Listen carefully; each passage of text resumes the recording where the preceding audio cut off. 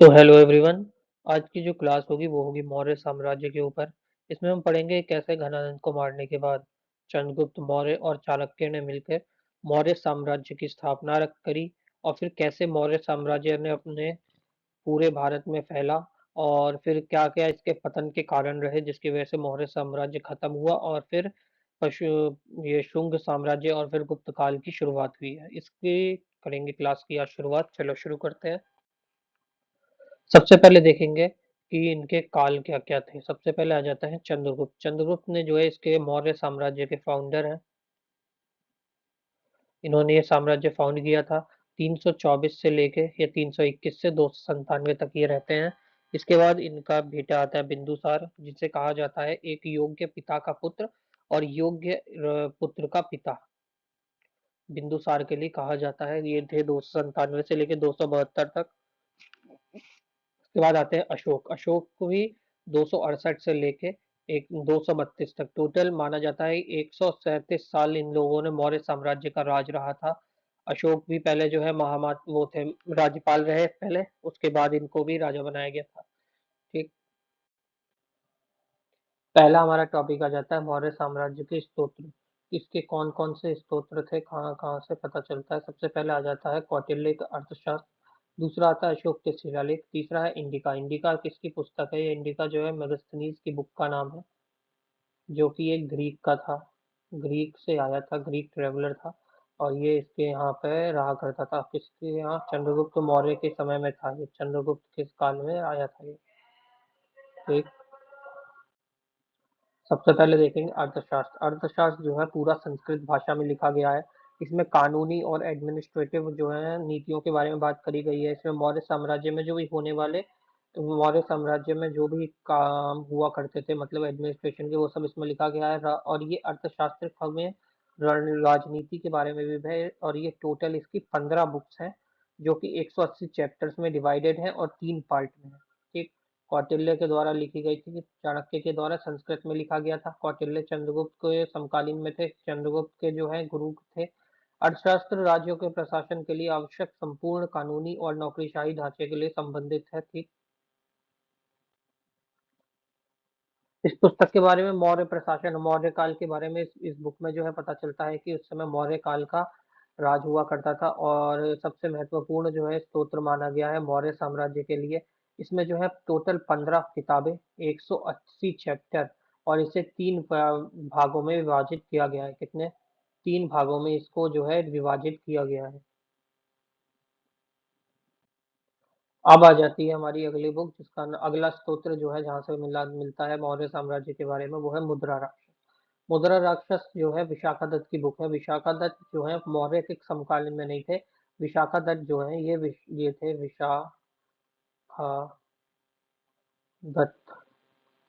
विशाखादत्त जो है मौर्य के समय नहीं थे, ये गुप्त पीरियड में थे। लेकिन इनको बुक से पता चलता है, बुक में इन्होंने मौर्य काल के बारे में उल्लेख कर रखा है तो इसको भी स्तोत्र के रूप में माना जाता है। ये गुप्त काल के नहीं थे, ये मौर्य के अधीन साम्राज्य अधिक स्थिति में छवि देता है। इसमें कौटिल्य के मार्गदर्शन में नंदों पर चंद्रगुप्त मौर्य की जीत का विस्तार विवरण कर रखा है कि कैसे कौटिल्य ने चंद्रगुप्त मौर्य को कैसे दिशा निर्देश दिए थे जिसकी वजह से नंद साम्राज्य का अंत हुआ था।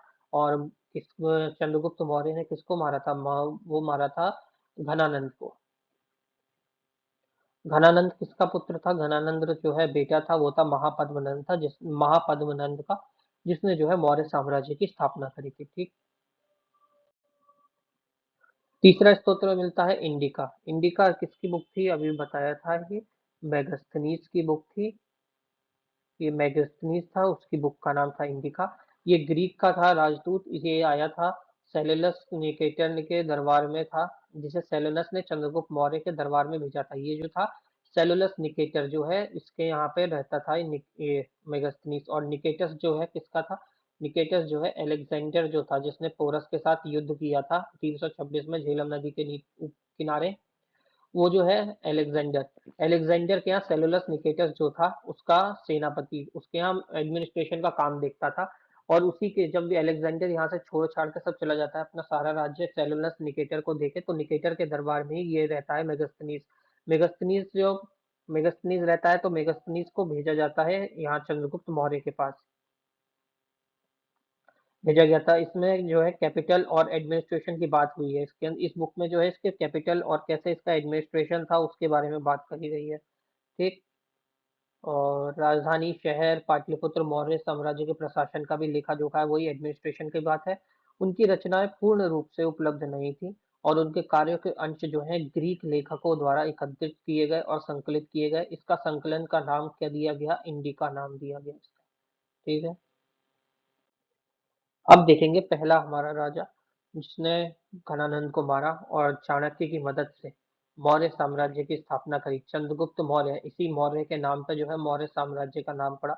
ये इस वंश का संस्थापक था। ब्राह्मणों का कहना है कि ये जो है ब्राह्मणों जो है थे ब्राह्मणों का कहना था कि ये उनके क्या कहते हैं एक शूद्र महिला का पुत्र थे।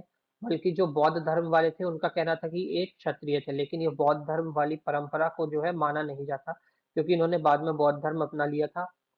तो कोई भी बौद्ध धर्म का जो होगा वो अपने जो अनुयायी है उस समय का राजा है उसको छोटे कुल का नहीं बताएगा, उसको बहुत बड़ा राजा या बढ़ा चढ़ा के ही दिखाया जाएगा, बताया जाएगा। इसलिए उसको वैसे जो है इसको इतना फैक्चुअल माना नहीं जाता। इसको बस ऐसे ही है कि हाँ राजा के दरबार में थे, बौद्ध धर्म अपना लिया था, ठीक है, उसके बारे में लिख दिया, लेकिन माना उसको नहीं जाता है। माना यही जाता है कि वो शूद्र थे और ये भी माना जाता है कि वो ये जो घनानंद थे उसके ही किसी दासी के पुत्र थे। उन्होंने चाणक्य कौटिल्य की मदद से नंद वंश का अंतिम शासक घनानंद को उखाड़ फेंका और खुद सम्राट के रूप में ताज पहना था। घनानंद को मार दिया था और अपने आप राजा बन गए थे। किसकी मदद से? चाणक्य की मदद से। चाणक्य का दूसरा नाम क्या है? कौटिल्य। ये क्वेश्चन भी आता है। ये है चाणक्य का नाम, आगे देखेंगे ही। वैसे चाणक्य चाणक्य के दो नाम थे, एक तो था बचपन का नाम विष्णुगुप्त, विष्णुगुप्त, और दूसरा नाम था इनका कौटिल्य। दूसरा नाम था इनका कौटिल्य, दो नाम थे इनके। उत्तर पश्चिम में जब इनका लड़ाई होती है सेलुलस निकेटर के साथ, जब अलेक्जेंडर ने सेलुलस निकेटर को दे दिया था, ये सेलुलस को दे दिया था अपना राज्य। तो सेलुलस और इनके बीच में, दोनों के बीच में लड़ाई नहीं, संधि होती है एक एक दोनों के बीच में संधि होती है। इस संधि में सेलुलस निकेटर जो है ये चंद्रगुप्त को अपना अफगानिस्तान देता है, बलूचिस्तान और सिंध दे देता है। सिंध का पूरा क्षेत्र जो है सेलुलस निकेटर को दे देता है। इसके बदले में जो है चंद्रगुप्त मौर्य उसे 500 हाथी भेंट में देते हैं और इसकी एक बेटी थी जिसके साथ चंद्रगुप्त ने शादी करी थी, उसके साथ विवाह भी होता है, लेकिन चाणक्य उसके खिलाफ थे, वो शादी नहीं करने देना चाहते थे, लेकिन चंद्रगुप्त ने उससे शादी करी थी। ग्रीक की थी वो भी। और उन्होंने मौर्य साम्राज्य के तहत एक विशाल क्षेत्र लाया जिसमें जो है मौर्य साम्राज्य में जब ये सब मिल गया तो एक बड़ा क्षेत्र आया जो कि कहाँ पर पड़ता है? बिहार, उड़ीसा, बंगाल में शामिल है इस समय में। भारतीय उपमहाद्वीपों के उत्तर और पश्चिमी भाग के साथ साथ बिहार, उड़ीसा और बंगाल में वो शामिल है। इसके बाद जो नीचे पूरा इंडिया का मैप है देखोगे उसमें जो है साउथ में जो है केरला, तमिलनाडु और उत्तर पूर्वी हिस्से को छोड़ के पूरे देश में अफगानिस्तान उधर बलूचिस्तान तक, जैसे उसने देखा ग्रीक के क्या नाम था, इसने निकेटर ने अपना जो है संधि के दौरान दे दिया गया था, तो वहां तक अफगानिस्तान बलूचिस्तान तक वो तो पूरा मौर्य साम्राज्य हो गया था, नीचे भी हो गया था। बस ये कर्नाटक और ये क्या कहते हैं केरला और तमिलनाडु, ये दो जगह छोड़ के पूरा जो है भारत में मौर्य साम्राज्य के अधीन था। चंद्रगुप्त मौर्य एक निरंकुश शासक था जिसकी सारी शक्तियां अपने हाथ में रखती थी। ये जो है पावर इसमें सेंट्रलाइज्ड थी, पावर इसमें सेंटर के पास थी। जैसे अब होता है ना सेंटर के पास है मेन पावर रहती है, वैसे ही पावर जो है सेंट्रलाइज हुआ करती थी। इसके समय में चंद्रगुप्त के पास 6 लाख सैनिक, 30,000 घुड़सवार और 9,000 हाथी थे। इसने अपने पुत्र, इसका जो बेटा था बिंदुसार, बिंदुसार को सिंहासन पर बैठाया और खुद जो है ये जैन भिक्षु भद्रबाहु, जो हमने जैन जैन में देखा भी था कि दोनों जब स्प्लिट हुए थे, एक भद्रबाहु और दूसरे थे स्थूलबाहु, दोनों जो जैन साम्राज्य दो पार्ट में विभाजित हो गया था। एक तरफ से दिगंबर और श्वेतांबर जो हो गए थे, इसमें ही ये जो है ये दिगंबर वाले थे भद्रबाहु, इन्होंने छोड़ दिया था और ये चंद्रगुप्त के साथ जो है छोड़ के चले गए थे और वहां चंद्रगुप्त ने भूखा रह के, जो इनका एक वो होता है, प्रक्रिया होती है जैनों में, वो इन्होंने पूरी करी थी और अपना शरीर का त्याग कर दिया था कर्नाटक में जाके।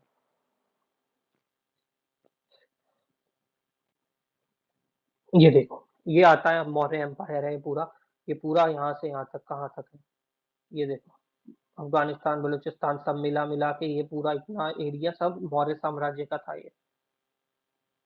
बस ये नीचे कर्ना केरला और ये थोड़ा सा एरिया जो था कर्नाटक करना केरला वाला का, केरला तमिलनाडु का और साउथ उत्तरी पूर्वी एरिया जो था ये बचा हुआ था, जो कि मौर्य साम्राज्य के अधिकार में नहीं था। अब आगे देखते हैं चाणक्य के बारे में, जिसने इस मौर्य साम्राज्य की संरचना करी, जिसने इस मौर्य साम्राज्य को बनाया और नंद साम्राज्य को खत्म किया, उनके बारे में जानते हैं। चाणक्य के जो है दो नाम और हैं, जैसे मैंने अभी बताया था। ये जो है, एक नाम तो इनका कौटिल्य हो गया और दूसरा नाम इनका विष्णुगुप्त है। ये जो है इसके चंद्रगुप्त मौर्य के शिक्षक और उसके मुख्यमंत्री भी थे। ये सबसे बड़े मंत्री थे उस समय। मुख्यमंत्री बहुत ऊंची पोस्ट होती थी, जैसे अब मान लो प्रेसिडेंट है, प्रेसिडेंट के बाद पीएम आते हैं, वैसे ही उस समय था। राजा, राजा के बाद उसके मुख्यमंत्री होते थे। जन्म से ये ब्राह्मण थे और तक्षशिला में शिक्षा देते थे। तक्षशिला में ही इनको वो अशोक को भी वहीं तक्षशिला में ही मिला था। तक्षशिला में ही इन्होंने ही अशोक को भी पूरी शिक्षा दी थी। अशोक के काल तक ये रहे थे। बिंदुसार के में भी रहे थे, बिंदुसार के भी महामंत्री बने थे ये। उसके बाद अशोक के भी थे, अशोक के भी गुरु थे। बहुत बड़े प्रचंड ज्ञानी थे। इनकी बुक थी जिसका नाम था अर्थशास्त्र।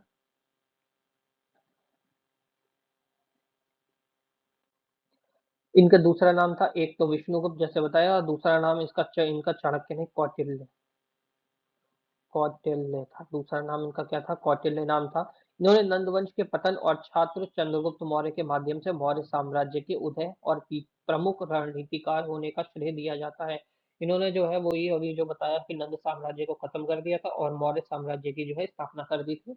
अपने क्या कहते हैं, शिष्य कह लें या छात्र कह लें, चंद्रगुप्त मौर्य के साथ मिलकर।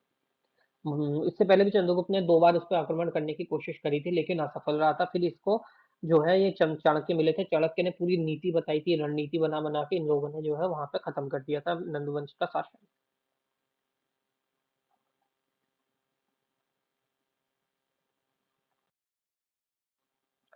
अब आ जाता है बिंदुसार। चंद्रगुप्त मौर्य तो चला गया वहाँ से छोड़-छाड़ के, भद्रबाहु के साथ शरीर त्याग कर दिया कर्नाटक में। अब आता है उनका पुत्र, जिसको उन्होंने सिंहासन में बैठा दिया था, जिसका नाम था बिंदुसार। बिंदुसार जो है 297 से लेके 297 से लेके 273 बीसी तक ये रहते हैं। ईसा पूर्व तक ये इन्होंने शासन किया था। ग्रीक स्तोत्र के अनुसार इन्हें जो है मृगराजा और एमिट्रोचेटस के नाम से भी पुकारा जाता है। ये जो है डेमेटस, ये नाम लगा रखना, डिमेचस। डेमेचस जो है इनके दरबार में एक यूनानी राजदूत थे, डेमेचस। इन्होंने अपने पुत्र अशोक को उज्जैन का राज्यपाल नियुक्त किया था। पहले उज्जैन में जो है इनके खिलाफ विद्रोह छिड़ गया था कि हमें अपना अलग राज्य बनाना है। तो इन्होंने अशोक को वहां उज्जैन भेजा था और उज्जैन में अशोक ने विजय प्राप्त करी थी। उसके बाद अशोक को वहां का राज्यपाल बना दिया गया था। ऐसा माना जाता है कि मौर्य साम्राज्य को मैसूर तक इन्होंने बढ़ाया था। मैसूर तक इन्होंने क्या किया था? मौर्य साम्राज्य का विस्तार किया था।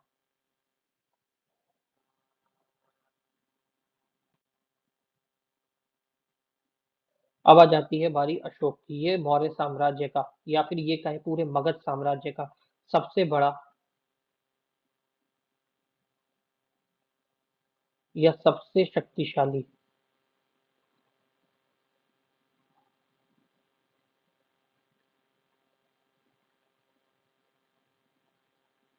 सबसे शक्तिशाली राजा हुआ करता था उस समय का। चलो, ये है मौर्य साम्राज्य में अशोक का पूरा राज्य, कितना उसने फैलाया था अपना।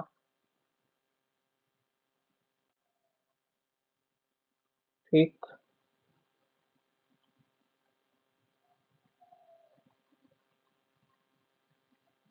चलो हाँ, इसमें देखें अशोक को। मौर्य साम्राज्य का सबसे महान शासक अशोक जो है बिंदुसार का पुत्र था। वह अपने पिता के बाद सिंहासन पर बैठा। बिंदुसार का ये बेटा था और अपने पिता के जब पिता की मृत्यु हो जाती है इसके, बिंदुसार की, उसके बाद ये जो है शासन में आता है।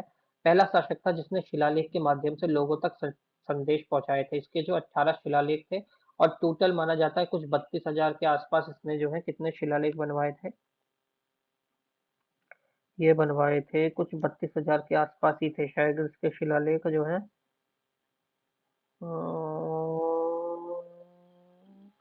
84,000, 32 नहीं, सॉरी, 84,000, 84,000 पूरे इसने शिलालेख बनवाए थे। ये भी एक कारण था मौर्य साम्राज्य के पतन का।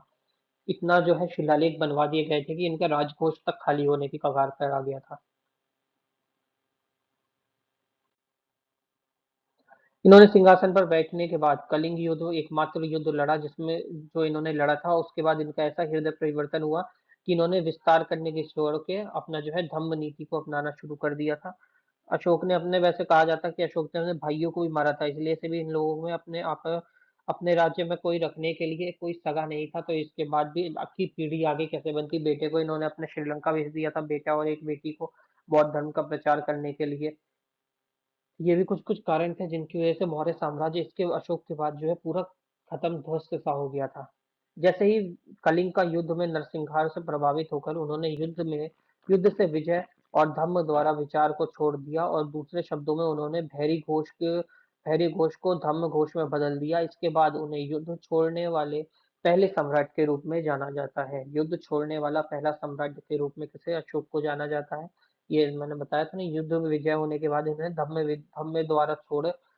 द्वारा विजय का विचार छोड़ दिया कि अब आगे कुछ युद्ध नहीं करना है, इनको धर्म परिवर्तन कर वो इनका हृदय परिवर्तित हो गया था। अब आता है अशोक के बारे में अगला कि अशोक बौद्ध धर्म में परिवर्तित हो गए थे। जब इन्होंने कलिंग युद्ध देखा, इतनी मार पिटाई देखी, सब लड़ाई देखी, उसके बाद इनका हृदय परिवर्तन हुआ तो इन्होंने बौद्ध धर्म को अपना लिया था। तीसरी बौद्ध फिर उन्होंने थर्ड बौद्ध काउंसिल करवाते हैं, जो कि इन्होंने करवाई थी पाटलिपुत्र में। और इन्होंने दक्षिण श्रीलंका और बर्मा में कई अन्य देशों में मिशनरियों को भेजा था। इसमें इनका बेटा और एक इनकी बेटी दोनों जो है गए थे। प्राचीन भारत में एक महान शासक अशोक था, जो मिशनरियों के लिए भी जाने जाते थे। उन्होंने एक धर्म, एक भाषा और एक लिपि द्वारा मौर्य साम्राज्य को एकीकरण किया था।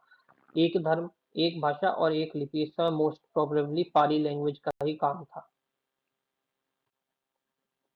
उन धम्म की नीतियों में एक व्यापक अवधारणा थी, जिन्हें जीवन के तरीके और आचरण संहिता और सिद्धांतों का सेट शामिल थे, जिन्होंने अपने जिन लोगों ने को अपने दैनिक जीवन को अपनाना चाहिए था। ये इनका कहना था। जो भी इनके धम्म की नीतियां थी, जिसमें जो है जीवन जीने का तरीका ये बताते थे। आचार संहिता थी इसमें कि कैसे इसमें रहना है, सिद्धांतों को सेट शामिल सिद्धांत वगैरह दे रखे थे। और कहा था कि इन्हीं सब को फॉलो करके आप लोगों को इस ऐसे जो है अपना जीवन व्यतीत करना है।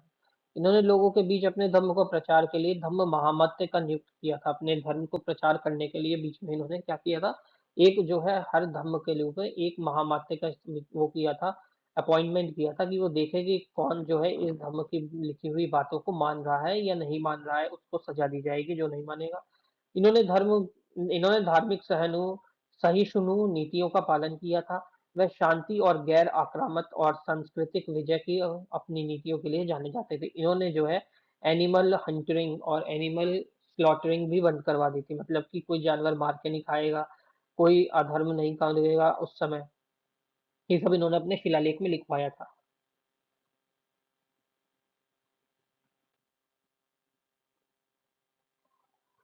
अब देखते हैं लगभग अशोक के टोटल कितने थे, 39 शिलालेख हैं, जिसमें से जिन्हें 4 श्रेणियों में से बांटा गया है, मतलब 4 पार्ट में इसको बांटा गया है। पहला आ जाता है प्रमुख शिलालेख, दूसरा आ जाता है लघु शिलालेख मीडियम, तीसरा आता है प्रमुख स्तंभ शिलालेख जो स्तंभ वाला था, चौथा आता है लघु स्तंभ शिलालेख छोटा। 1, 2, 3, ये 4 पार्ट में अपने शिलालेखों को बांटा था। टोटल शिलालेख थे 39। प्रमुख, लघु, प्रमुख स्तंभ शिलालेख और लघु स्तंभ शिलालेख। अशोक का नाम जो है सिर्फ लघु स्तंभ के पहले शिलालेख में जो है अशोक नाम मिलता है, और जो महाराष्ट्र और कर्नाटक के में 3 स्थानों पर पाए जाते हैं। ये कहाँ पे महाराष्ट्र में एक स्थान पर और कर्नाटक में 3 स्थान पर पाया जाता है। महाराष्ट्र में 1 और कर्नाटक में जो है 3 स्थानों पर अशोक के नाम वाला शिलालेख जो है पाया जाता है। सभी अन्य शिलालेखों का नाम देवम प्रिय दासी, जिसका अर्थ होता है देवताओं का प्रिय, अशोक का ये दूसरा नाम था। अशोक का दूसरा नाम क्या था? देवम प्रिय दासी। इस नाम से भी अशोक को जाना जाता था, और ये अन्य शिलालेखों में सब में इनका नाम देवम प्रिय दासी ही है। बस अशोक के पहले शिलालेख जो कि महाराष्ट्र में 1 है और कर्नाटक में 3 मिलते हैं, वहां पे सिर्फ इनका नाम अशोक लिखा गया। कर्नाटक में वही जगह जहाँ पे चंद्रगुप्त जो है भद्रबाहु के साथ चले गए थे अपने शरीर त्याग करने, और वहीं पे इन्होंने अपना शरीर त्याग किया था योग करते करते। अब देखते हैं उनके शिलालेख जो है अफगानिस्तान, पाकिस्तान, नेपाल, भारत में पाए गए, और उन्हें ज्यादातर प्राचीन राजमार्गों पर रखा गया था। भारतीय उपमहाद्वीपों में पाए गए शिलालेख ज्यादातर प्राकृत ब्राह्मी लिपि का उपयोग करते हुए लिखे गए थे, जबकि उत्तर पश्चिमी भाग में अरामी अरामी भाषा और खोरोशिटी लिपि का प्रयोग किया गया था। ठीक, कहाँ कहाँ पाए गए थे? पाकिस्तान पाकिस्तान, नेपाल, इंडिया, ये इन चारों जगहों पर, जो कि पुराने राजमार्ग के रास्ते हैं, मतलब जो राजाओं के निकलने वाले रास्ते थे राजमार्ग के, वहां जो है ये शिलालेख पाए जाते थे कि लोग इसमें जो है विस्तार हो, इनका प्रचार हो बौद्ध धर्म का और मौर्य डायनेस्टी का। भारतीय उपमहाद्वीप में भी पाए गए हैं ज्यादातर, जो कि प्राकृत और ब्राह्मी लिपि में लिखे हुए हैं, और जो उत्तर पश्चिमी भाग में जो आरंभी भाषा है और खोरिष्ट लिपि में इसका प्रयोग किया गया है।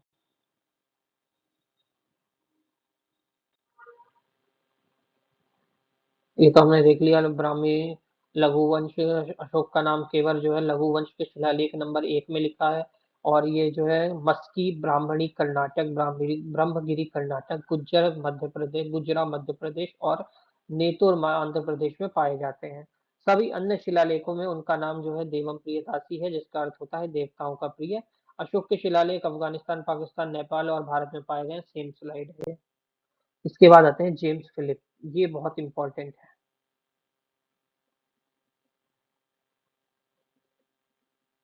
ये आते हैं जेम्स फिलिप, जिन्होंने अशोक के शिलालेखों को समझने वाले पहले व्यक्ति थे। इन्होंने जो है अशोक के शिलालेखों को डिकोड किया था। कोडर थे उस समय के कोडर, जिन्होंने अशोक के शिलालेखों को जो है डिकोड किया था। और अशोक के ये शिलालेख बौद्ध धर्म के पहले स्तंभ जो है ठोस सबूत देते हैं। एलेक्जेंडर कनिंघम, ये जो है पूर्व विभाग के थे, जिसमें आईएनसी, जिसमें भी इंडस वैली सिविलाइजेशन देखा है, उसमें अलेक्जेंडर कनिंघम का नाम है। 1877 में अशोक के शिलालेखों में का एक सेट इन्होंने भी प्रकाशित किया था। इलाहाबाद, कंधार, कलिंग, सनाती, रुमिनदेही, गिरनार, शहबाजगढ़ी और मनसेराय में भी इनके प्रमुख शिलालेख पाए जाते हैं। कहाँ कहाँ? इलाहाबाद, कंधेर, कलिंग, सन्नाटी, रुमई देवी, गिरनार, शहबाजगढ़ी और मनसेरा में भी पाए गए हैं।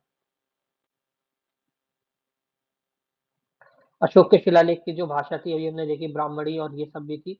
तो इसमें सबसे पहले थी प्राकृत भाषा, आरंभी और ग्रीक भाषा थी। ब्राह्मणी लिपि थी, ब्राह्मणी जो है लिपि थी, भाषा उसमें जो थी प्राकृत थी। अशोक के अधिकांश शिलालेख जो थे वो प्राकृत भाषा में ही लिखे गए थे। इसमें ही एक बहुत ही मशहूर स्तंभ है, ये पीछे देख रहे हो, ये है सारनाथ। सारनाथ का स्तंभ, जो कि कहाँ पे है? सारनाथ पड़ता है वाराणसी में पड़ता है। यहाँ पे गौतम बुद्ध ने, सारनाथ में ही गौतम बुद्ध ने अपना पहला सरमन दिया था। स्तंभ, सारनाथ स्तंभ को चारों तरफ से शेर, तथा इसमें शेरों की संख्या जो है 4 है। वो 4 शेर जो हैं वो सारनाथ के इसी जो है स्तंभ में पाए जाते हैं।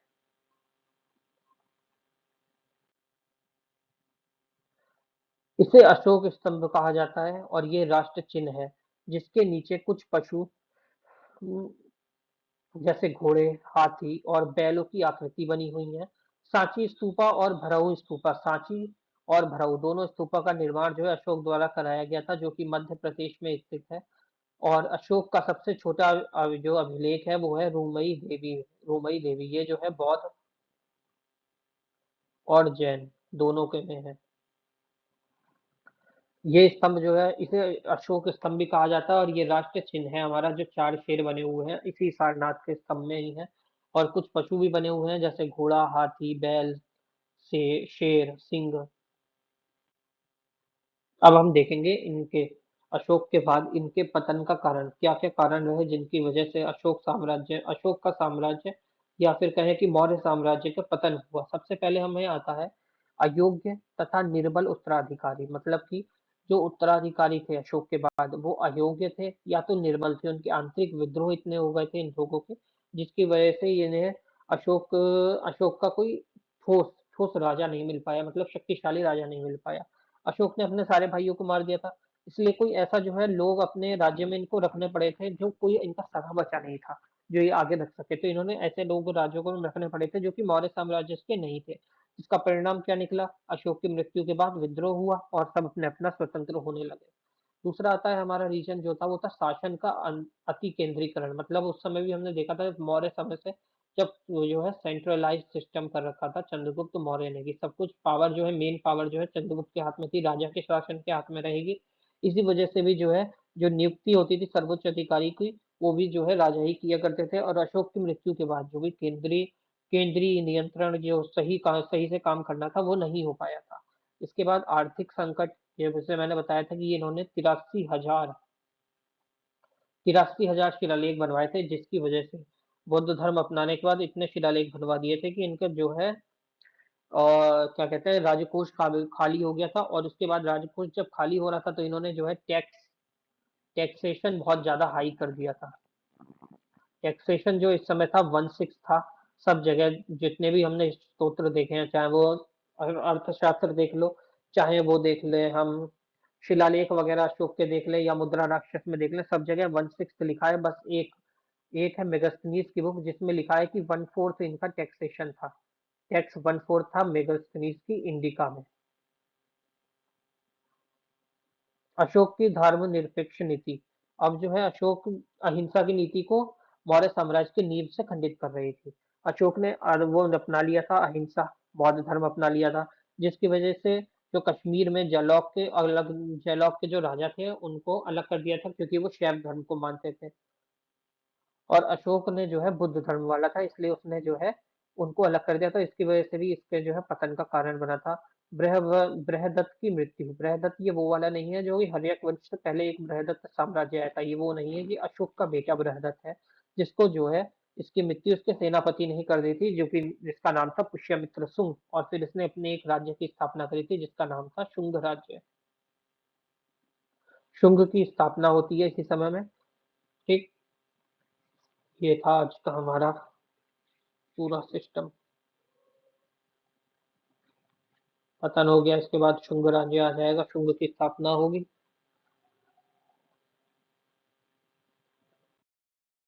ठीक है, चलो ठीक है, थैंक यू देखने के लिए क्लास को। कितने मिनट हो गए, 27-28 मिनट में पूरा मौर्य साम्राज्य हमारा खत्म हो गया। बस इसके अब PYQ करेंगे और खत्म बात। चलो मिलते हैं नेक्स्ट क्लास में। जय श्री राम।